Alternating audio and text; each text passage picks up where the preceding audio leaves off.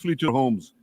We will not accept a terror army perched on our northern border, able to perpetrate another October 7th style massacre.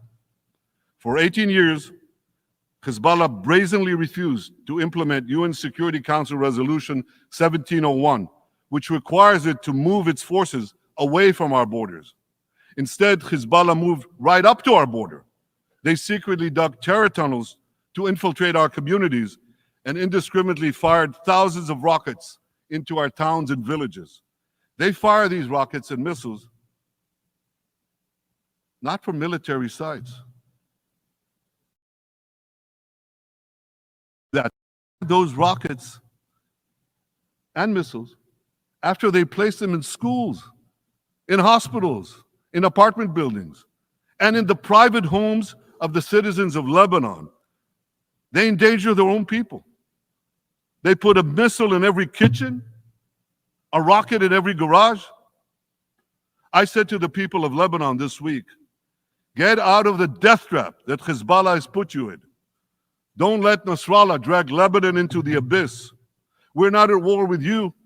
We're at war with Hezbollah, which has hijacked your country and threatens to destroy ours. As long as Hezbollah chooses the path of war, Israel has no choice, and Israel has every right to remove this threat and return our citizens to their homes safely. And that's exactly what we're doing.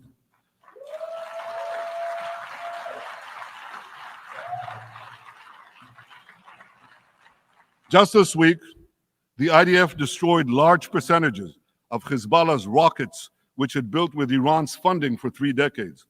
We took out senior military commanders who not only shed Israeli blood, but American and French blood as well. And then we took out their replacements. And then the replacements of their replacements. And we'll continue degrading Hezbollah until all our objectives are met.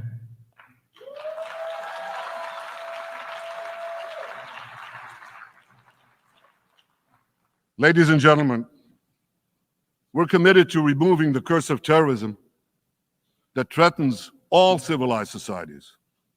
But to truly realize the blessing of a new Middle East, we must continue the path we paved with the Abraham Accords 4 years ago. Above all, this means achieving a historic peace agreement between Israel and Saudi Arabia.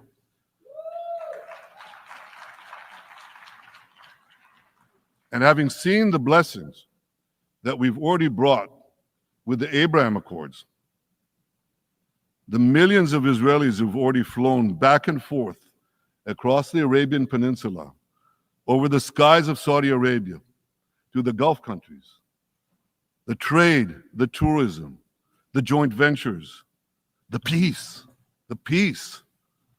I'd say to you, what blessings such a peace with Saudi Arabia would bring.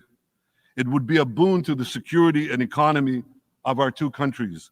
It would boost trade and tourism across the region. It would help transform the Middle East into a global juggernaut. Our two countries could cooperate on energy, water, agriculture, artificial intelligence, and many, many other fields. Such a peace, I'm sure, would be a true pivot of history. It would usher in a historic reconciliation between the Arab world and Israel, between Islam and Judaism, between Mecca and Jerusalem. While Israel is committed to achieving such a peace, Iran and its terror proxies are committed to scuttling it.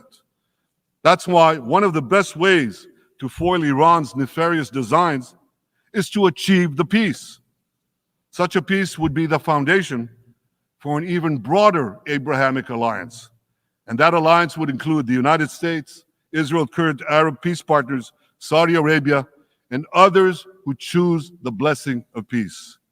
It would advance security and prosperity across the Middle East and bring enormous benefits to the rest of the world.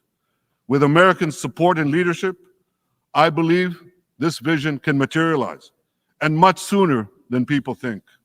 And as the Prime Minister of Israel, I will do everything in my power to make it happen.